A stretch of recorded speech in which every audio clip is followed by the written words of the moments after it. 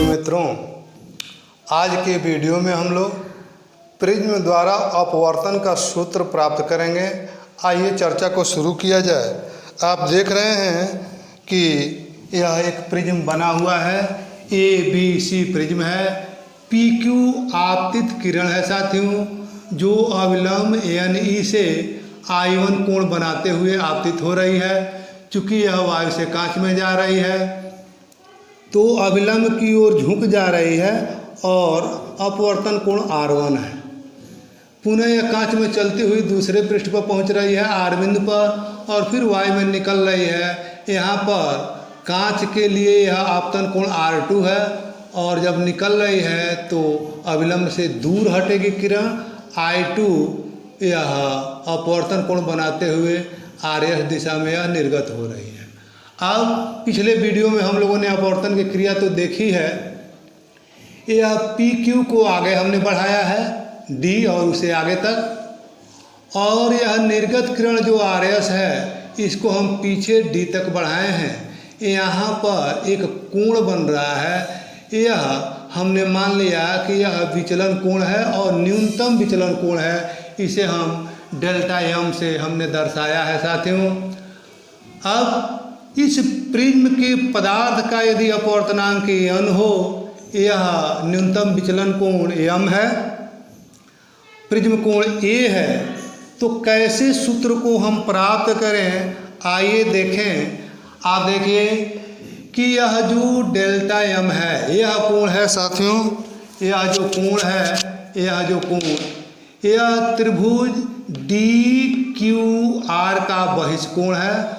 इसलिए इस कोण यानी DQR, कोण DQR प्लस DRQ के बराबर होगा। यहाँ मैं बता दूँ थोड़ा सा, कोई भी त्रिभुज हो साथियों ऐसे, और एक भुजा कहीं बढ़ा दी जाए तो ये बाहर जो कोण बनता है, इस कोण का मान त्रिभुज के शेष दो अंतःकोण के योग के बराबर होता है। ठीक वही स्थिति है। इस त्रिभुज की एक भुजा बढ़ाई गई है, यह बहिष्कोण है डेल्टा M, और इन दो कोणों के योग के बराबर होगा।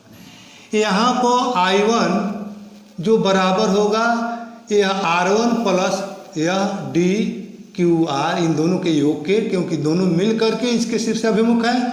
और वैसे ही यह I2 जो होगा यह R2 प्लस DRQ, इन दोनों के योग के बराबर होगा। इस रूप में आइए हम डेल्टा M का मान निकालते हैं। तो डेल्टा M कोण साथियों, डेल्टा जो M होगा यह दो कोणों के योग के बराबर होगा। किसके? कोण DQR प्लस कोण DRQ, ये दो कोण के बराबर होगा।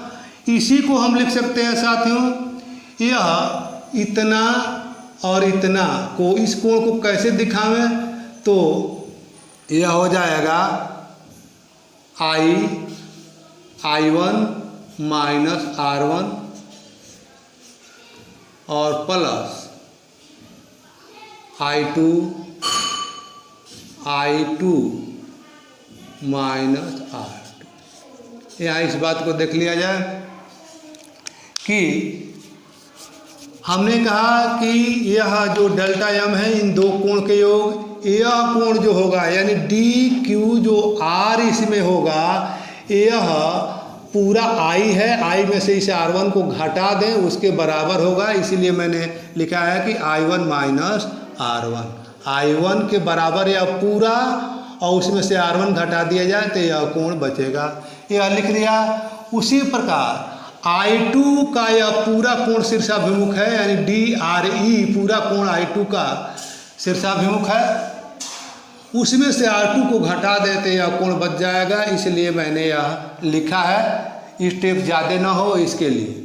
अब इसको थोड़ा सा सरल कर लिया जाए तो यह हो जाएगा I1 प्लस I2 एक कोष्ठ में, और दूसरे में हो जाएगा माइनस R1 प्लस R2, यानी डेल्टा M बराबर यह होगा।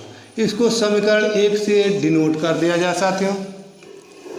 अब आइए इस ये जो चतुर्भुज है ए क्यू ई आर में देखें तो एन ई एड बी पर लंब है, अर्थात यह कोण पूरा 90 अंश हुआ। वैसे ही ए सी पर एम ई लंब है, यह पूरा कोण 90 अंश का हुआ, 90 अंश। तो ये जो चतुर्भुज हम ले रहे हैं ए क्यू ई एम, इनमें से चतुर्भुज के दो कोण, चूँकि समकोण है, इनका योग दो समकोण अर्थात 180 अंश हो जाएगा। तो शेष दो कोण जो है चतुर्भुज के, उनका मान 180 अंश होगा, क्योंकि चतुर्भुज के चारों कोणों का योग 360 अंश होता है। तो शेष दो कोणों का योग 180 अंश होगा। आइए इसको लिखते हैं, चतुर्भुज ए क्यू ई आर से यह हम क्या लिखें, कोण ए प्लस कोण ई बराबर 180 अंश साथियों, क्योंकि शेष दो कोण 90-90 अंश के हैं और हम जानते हैं कि चतुर्भुज के चारों कोणों का योग 360 अंश होता है। पुनः एक समीकरण ये हो गया। दूसरा, तीसरी बार देखें त्रिभुज क्यू ई आर से, इस त्रिभुज में देखिए हम जानते हैं कि त्रिभुज के तीनों कोणों का योग 180 अंश होता है, यानी R1 प्लस R2 प्लस कोण ई मिलकर के 180 अंश होना चाहिए।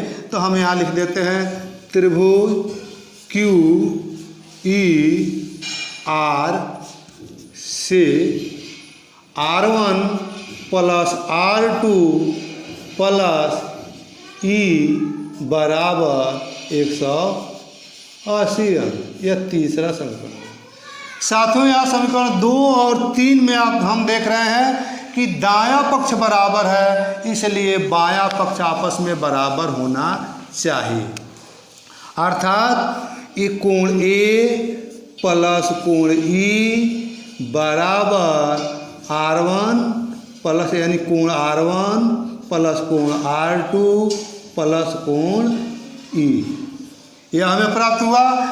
इस समीकरण के दोनों पक्षों से ई को हटा दें तो यह कोण ए बराबर हो जाएगा इधर कोण R1 प्लस कोण R2, या इसको सीधे ऐसे हम लिख सकते हैं ए बराबर R1 प्लस R2। यह हमें प्राप्त हुआ, चौथा समीकरण प्राप्त हुआ। साथियों पिछले वीडियो में हमने देखा है कि जब ये दोनों सतह समान झुकाव आधार के साथ रखते हों और न्यूनतम विचलन की स्थिति हो, उस समय यह जो अपवर्तित किरण होती है जो यहाँ पर क्यू आर है, यह आधार के समांतर हो जाती है और उस अवस्था में I1 I2 के बराबर हो जाता है, R1 R2 के बराबर हो जाता है। यहाँ पर उसी स्थिति को लेंगे न्यूनतम विचलन हो और ये दोनों सतह समान झुकाव आधार पर रखते हो, यानी आधार के दोनों कोण बराबर हों। तो यदि प्रिज्म के आधार कोण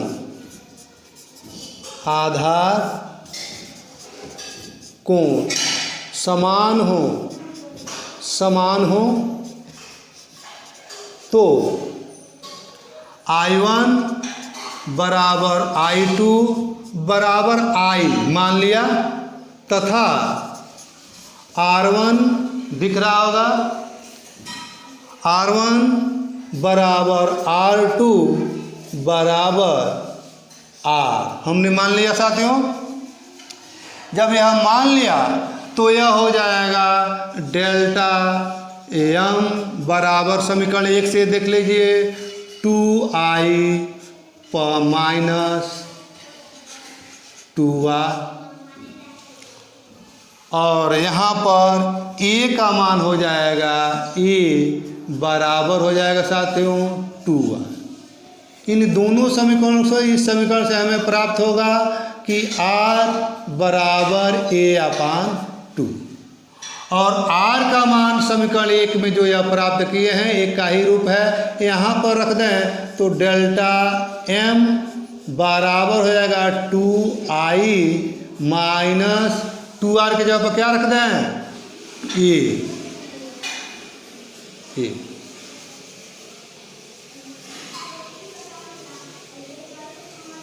2r के जगह पर a रखा जा सकता है, इसके जगह पर a रखा जा सकता है। अब हम इसको लिखें, हाँ यहाँ से i मान प्राप्त कर लिया जाए इस समीकरण से, क्योंकि हमें i प्राप्त करना है। तो यह हो जाएगा 2i बराबर डेल्टा m प्लस a, या i बराबर साथियों यह i बराबर हो जाएगा हमारा 2 से भाग पड़ जाएगा डेल्टा m प्लस a और दोनों का बटा 2। आप देख रहे हैं एक समीकरण यह प्राप्त हुआ, चौथे तक लिखें, इसको 5वां लिख दें और इसको 6वां लिख दें। तो हमने r का भी मान प्राप्त कर लिया और साथियों i का भी मान प्राप्त कर लिया। हम जानते हैं कि जो स्नेल का नियम है, किसी पदार्थ का अपवर्तनांक n बराबर होता है sine i upon sine r। तो यहाँ लिख दें साइन i का मान है sine delta m sine a plus delta m upon 2 और अपान साइन a अपान 2। इस प्रकार साथियों यह देखिए हम लोगों ने यह सूत्र प्राप्त कर लिया। जो अपवर्तन का सूत्र है शायद यह दिख रहा है, देख लीजिए कि अपवर्तन का सूत्र हमने यहाँ पर प्राप्त कर लिया। इधर यह सूत्र हमने अपवर्तन का प्राप्त कर लिया। तो आज के वीडियो में साथियों इतना ही, फिर अगले वीडियो में मिलेंगे। धन्यवाद साथियों।